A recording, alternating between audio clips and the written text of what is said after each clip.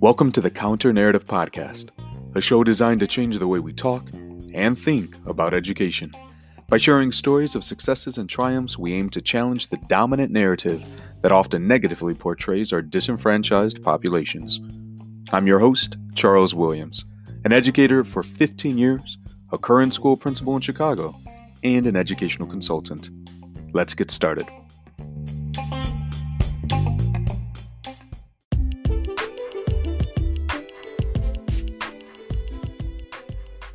This episode is a Pause to Ponder segment.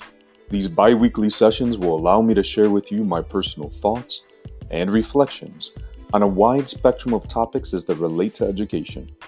It is my hope that you will be able to take something from these segments and apply it in a meaningful way as you continue to do amazing work. Remember, while we all have different roles, we all have a single job: educating our students.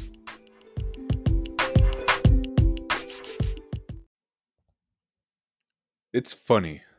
When school first started, it felt as if we were in school for months, despite scraping our way through just a few days. It was rough. But as we started to become acclimated to our new routines and our new reality, the passage of time seemed to speed up. And now, Thanksgiving is less than a week away. Thanksgiving. Yet another aspect of our lives that has been subjected to the impacts of this pandemic. Not too long ago, Mayor Lightfoot, like so many other government officials across the country, pleaded with us to forego our annual traditions of gathering with family and friends. And as has been the trend with such announcements since the onset of COVID, the request was met with harsh criticism and defiant proclamations. While my wife and I have made the difficult decision to not host our family this year, I can understand why so many are upset. For the 8 months that COVID has been around thus far, we've been holding on to hope that we will find a solution to handling this disease. This is not normal. We are not accustomed to having our lives dictated by something over which we have no control. Advances in technology and medicine have granted us a narcissistic self-perception that we have the ability to manipulate our reality when it does not meet our expectations. And so we have been clinging to the idea that an answer would emerge at any moment. To be told that we are potentially months away from a vaccine? To be on the brink of weather that strips many of us from the freedom afforded by outdoor activities? And now, to receive the recommendation that we should not see our families and friends? I get it.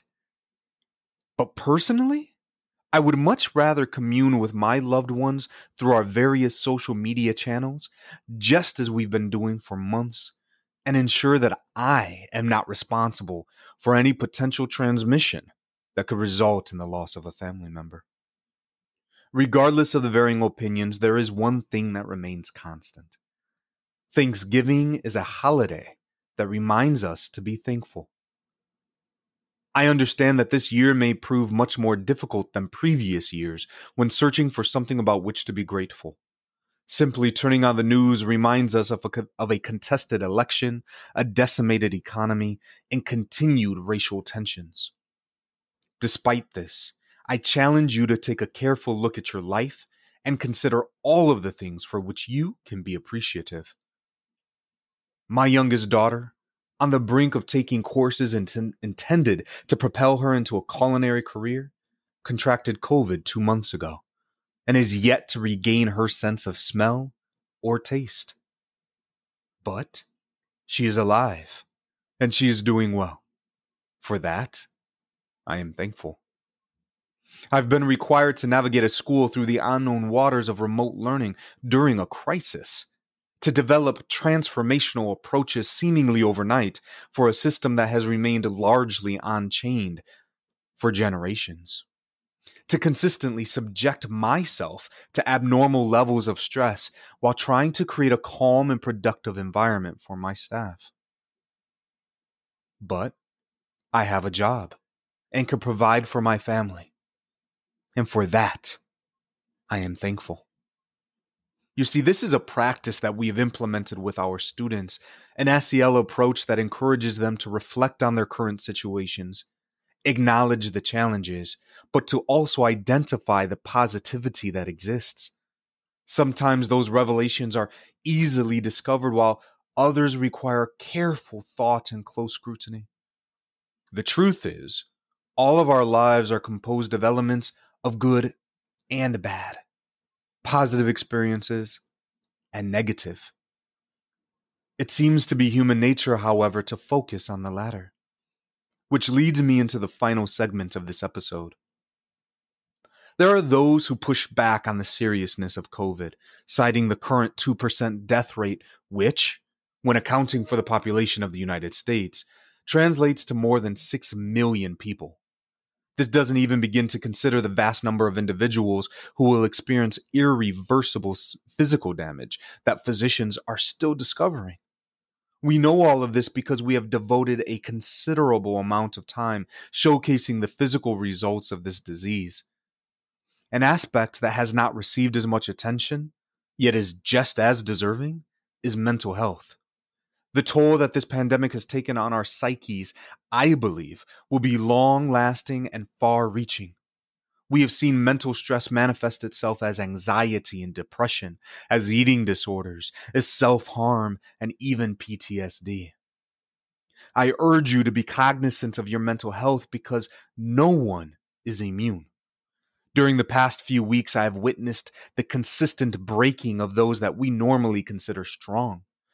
Those that we rely upon during tough times, those that spend their lives supporting others, both mentally and emotionally.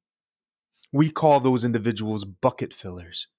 We all have them, buckets from which we fill others. And if we're not careful, we can easily find ourselves operating on empty.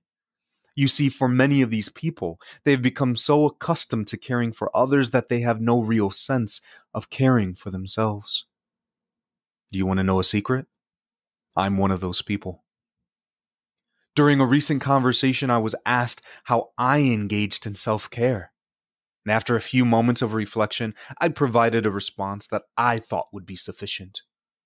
Satisfied, I attempted to move the conversation along and away from this topic that, to be honest, was uncomfortable for me, only to be halted when I was informed that my response didn't focus on me, but on how I helped others.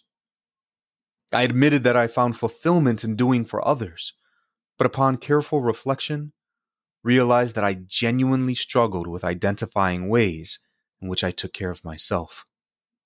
Now, that was a harsh realization, but one that was necessary for me to begin a journey of self-care. I share this not because I desire sympathy, but because I know that there are others listening right now who, like me, have devoted themselves to assisting others. Those who are finding themselves running on empty with no understanding of how to refuel. Those who for the first time in a long time are realizing that they too need to be supported. And you know what? As I've said before, it's okay not to be okay. If you find yourself in this position, I urge you to seek support, fellowship with family and friends, connect with trusted colleagues, and if need be, talk with a therapist. Remember that we've been asked to be physically distant, not emotionally distant. This one got pretty heavy. I know, and I'm sorry. It was not my intention to create a somber moment, but I feel that it is important to speak from the heart on these episodes. As I close, I would like to wish all of you a happy holiday. Please use this time to bond and to connect, but please do so safely. Until next time.